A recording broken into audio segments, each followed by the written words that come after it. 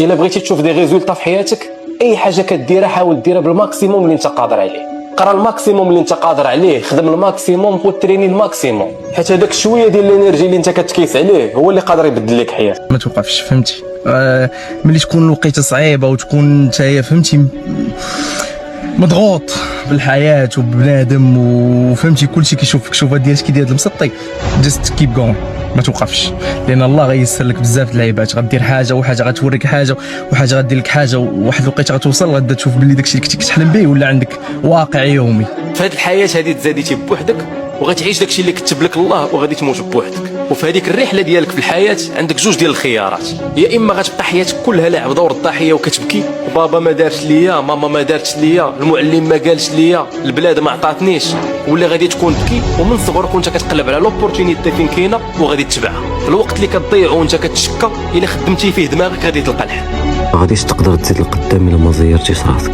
زير راسك تنعس في الوقت، زير راسك ترتب اولوياتك، زير راسك تبدل عاداتك للافضل، زير راسك على العبادات في وقتها، زير راسك باش تبدل حياتك للاحسن، حيت الا رخفتي على راسك الحياه غتجيب لك غير الكسل والمال وبزاف ديال الاحباط. كاين واحد القصه ديال واحد الحكيم غادي واحد الدري صغير في الغابه شاد ليه في يدو ويجي بابا ما بقى كيبان حتى حاجه. الدري صغير ويدور عند الحكيم قال لي ناري تخلعت، ويدور عند الحكيم قال لي كتبان لك فين دير الخطوه الاولى؟ قال لي قال لي ما تسوقش البقيه، دير الخطوه الاولى. ثلاثه الحوايج الا بغيتي الانسان عمره ما يزيد لقدام، دفعوا يركز على ثلاثه الحوايج. كيركز على الحوايج اللي ما عندوش فيهم تحكم، كيركز على الحوايج اللي ما عندوش، وكيركز على الماضي والمستقبل. الوغ الا بغينا نقلبوهم، نركز على راسي، الحوايج اللي عندي فيها تحكم، نركز على الحوايج اللي عندي، النعم اللي عطاني سيدي ربي ونحمد الله ونشكروا عليها، وندير داكشي اللي قديت ندير بداكشي اللي عطاني سيدي ربي، ونركز على الحاضر. كلنا ما كرهناش نوليو حسن وندخلوا واحد التحول ايجابي لحياتنا، ولكن اغلبيتنا مازال كنعاودوا نفس الاخطاء اللي حنا عارفين خصها تحيد. الا بغينا نوليو افراد ومجتمع حسن، يا اما غادي نهرسوا داك الانماط السلبيه القديمه ديالنا، يا اما هي اللي غادي تهرس داك الحلم ديال التغيير. وهذا التغيير ماشي قرار كبير واحد كيتخاد بين ليله وضحاها، بل هو الاف ديال القرارات الصغار اللي كيتخادوا مرارا وتكرارا وكيطبقوا بشكل مستمر. تعرف فين غادي اهم من انك تعرف كيفاش غادي توصل. الوقت راه غادي وانت واصل، لكن اهم حاجه انك تعرف فين غادي توصل. تعيش مره واحده، راه مره واحده هي فرصه واحده. اذا هذه الحياه اللي انت باغي كتبناها دير ليها الاسباب، قاتل عليها.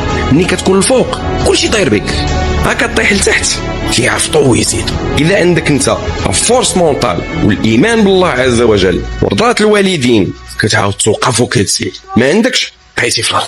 النضج كيجي من الاخطاء، الغلط اللي كيخليك متواضع احسن من الانجاز اللي كيردك متكبر. ما كنتعلموش كلشي من القرايه والتربيه، الجزء الكبير كنتعلموه من الاخطاء اللي كنديروا في حياتنا.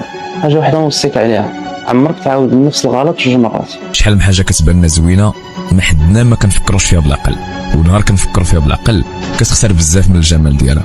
يعني بعض المرات راه ما تيخدعنا حتى واحد، كنخدعوا راسنا براسنا والمشاعر ديالنا كيديروها لنا. الوقيته اللي كتحبس ما كتبقاش تفرج في حياه واحد اخر كيفاش كيعيشها، ولا ديتاي ديال النهار ديالو كيفاش كيدوزو، تما فين كتبدا حياتك. كل مره تحس فيها براسك مصالح الوانو، تفكر بلي الله امر الملائكه كاملين انهم يسجدوا لك. وانجح انسان في الكون بالنسبه لك، الفرق بينك وبينه هو انه هو في الاول تاق في راسه.